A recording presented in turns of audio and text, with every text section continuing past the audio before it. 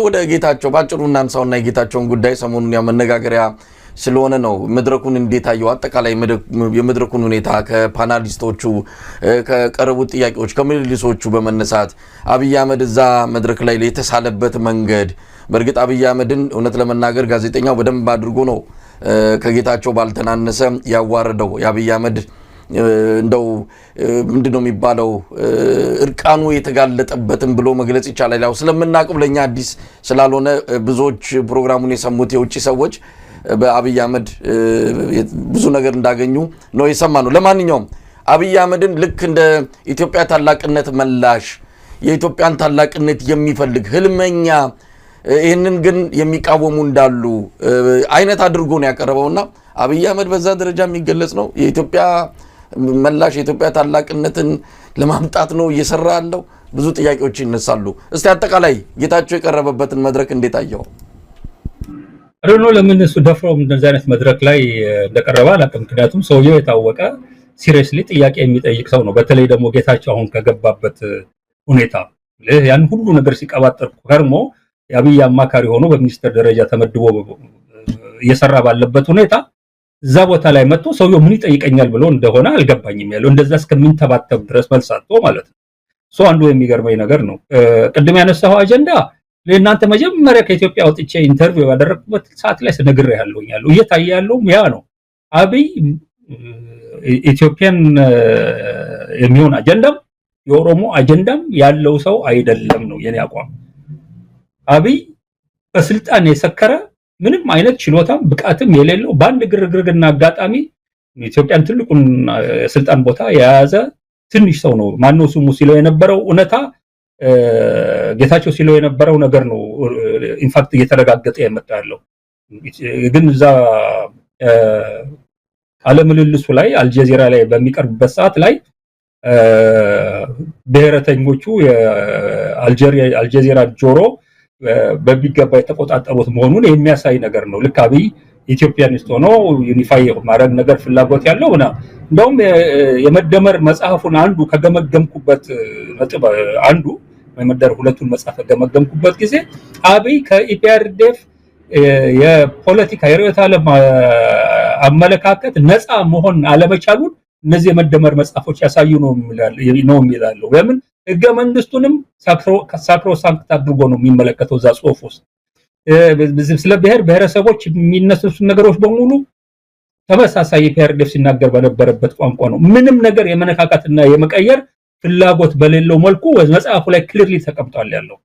ስለዚህ በእንትኑ ላይ በውይይት ላይ አብይን ኢትዮጵያኒስት አድርጎ ለመሳልና ችግር እየገጠመው ያለው በዚህ የተነሳ ነው ብሎ ለማቅረብ በጣም የተሳሳተ አካሄድ ነበር ሄደው። ያ የሚያሳያለው ፓናሊስቶቹም ተመሳሳይ የሆነ አመለካከት ያላቸው የብሔረተኛ እንቅስቃሴ ደጋፊዎች መሆናቸው ያመጣውም ነገር አለ። ለረጅም ጊዜም አይ ቲንክ ከቢቢሲ ጋራ ከአልጀዚራ ጋራ በመገናኘት ኢንተርቪው ሲሰጡ የነበሩ ሰዎችን ደጋግሜ ስመለከታቸው ይሄንን አይነት ተጽዕኖ አልጀዚራ ላይ ማሳደር የቻሉና አመለካከቱን በዚህ ደረጃ ይገዙት ሆኑን የሚያሳይ ነገር አለው። በተረፈ ግን አብይ ኢትዮጵያ ስለሚባል ሀገር ደንታ የለውም። አብይ ኦሮሚያ ስለሚባል ወይ ኦሮሞ ስለሚባል ህዝብም ደንታ የለውም። አብይ ደንታው አብይ ስለሚባል አንድ ግለሰብ በቃ በበሽታ ደረጃ ራሱን የሚያመልክ በራሱ ስልጣን ማስጠበቅን በራሱ ዝናን ስምን ማትረፍን መታየትን እኔ በጣም ከፍተኛ የሆነ በኢንፌሪዮሪቲ ኮምፕሌክስ በቻችነት ስሜት በጣም የተጠቃና ያ እነዚህ ሁሉ ነገሮች እንዲያደርግ እያደረገው ያለ ሰው ነው እየመሰለኝ የመጣው። የማያቸው ነገሮች በሙሉ ያንን ነው የሚያሳዩት ያለው። በራስ የሚተማመን ሰው የሚሰራው ስራ አይመስልም። ምናልባት ስለጌታቸው ከዚህ በኋላ በፖለቲካው መድረክ እናየዋለን። ይሄ መቼም በተረጋጋሚም ከሌሎችም ጋር ገልጬዋለሁ። በፖለቲካ ስብዕና በፖለቲካ ማንነቱ ጌታቸው ረዳ ሞቶ የቀብር ስነ ስርዓቱን ነው ያየነው አልጀዚራ መድረክ ላይ የሚል ነው ሐሳብም የሰጠውትና ከዚህ በኋላ መቼም በትንሳኤ የሚነሳ ካልሆነ በስተቀር በተለይ ግን ያው የኢትዮጵያ ፖለቲካ የሚታወቅ ነው። ከሱ የባሰ ቀጣፊዎች ከሱ የባሰ ሙልጭልጭ ባህሪ ያላቸው እንደ አብይ አይነቱም በስልጣን ላይ የቆየበት ነውና ላይገርመን ይችላል ተመልሶ አሁንም በፖለቲካው መድረክ ላይ ብናየው እንደው ባንተ እንትን እንደው ፖለቲከኛም ስለሆንክ ነው እንዲህ አይነት በዓለም አቀፍ ደረጃ እንዲህ አይነት ተዘርረ ከፍተኛ የሆነ መዝረክረክ ውስጥ ገብተህ ዳግም ወደ ፖለቲካው ትመጣለህ?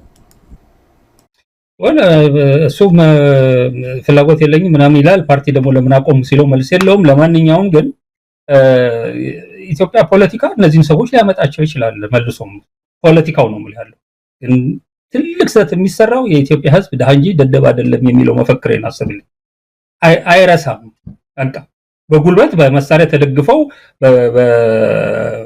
በፓርቲ ስትራክቸር አድርገው ምናምን ነገር አይናቸውን በጨው ታጥበው ሊመጡ ይችላሉ።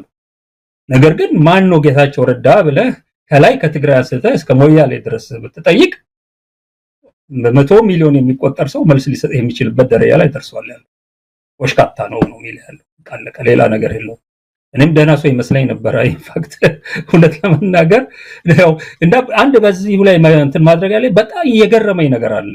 የጌታቸውና የጻድቃን አብይ ጋራ መስራት የገረመኝ ነገር ምንድነው?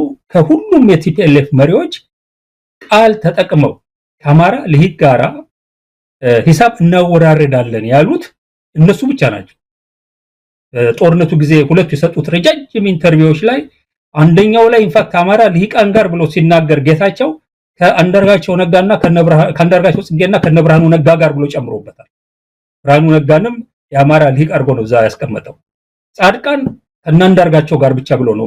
እንግዲህ ተመልከት፣ የአማራ ልሂቅ ሂሳብ ወያኔ የሚያወራርድበት ሰው ተደርጌ በኤግዛምፕል የምጠራ ሰው ነኝ እኔና ይሄ በሌላ በኩል ደግሞ አንዳንድ የምሰማው ነገር ጋር ያስቀኛል ያለው። ለማንኛውም ግን ለምንድን ነው በዚህ ደረጃ እነዚህ ሁለት ሰዎች አብይ ጋር ሄዱት ያለው? ይሄ ንግግራቸው ከአብይ ጸረ አማራ ድርጊት ጋር የሚያያይዘው ነገር አለ ወይ?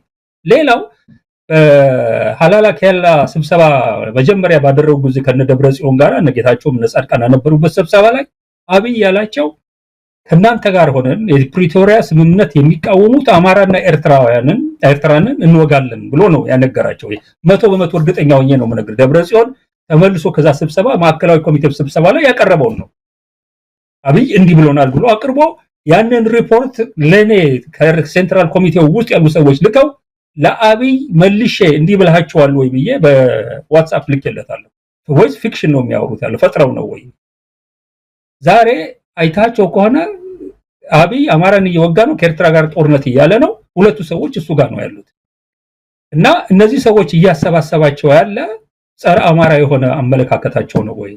ብርሃኑ ነጋም ኦፍ ኮርስ ከአማራ ልሂቅ የሚለው ለለከፋ ብሎ ነው። አሁን ግን ኦፍ ኮርስ አማራ ክልል ላይ የሚሆነውን እያየ እስቲ ለአብይ አገልጋይ ሆኖ ብርሃኑ እየቀጠለ ለኔ ጸረ አማራ ነው ብዬ ደምድሜያለሁ። ስለዚህ ጌታቸውም አብይም ብርሃኑም በሙሉ እያሰባሰባቸው ያለ የጸረ አማራ ግንባር ነው ወይ የሚል ጥያቄ እስከማነሳ ነው የደረስኩት ያለው። እነዚህ ነው እንግዲህ አንዳርጋቸው የጌታቸው ነገር ለመጨረሻ ጥያቄ ላድርገውና አብይን ተከላከለ ወይስ እንደውም አሁን ፕሮፌሰር አለማርያም የጻፈውንም እየተመለከትኩ ነበር። ጌታቸው ላይ የስድብ ናዳን ያወረደበት አለማርያም አብይን አሳጣ አብይን አጋለጠም ይመስላል።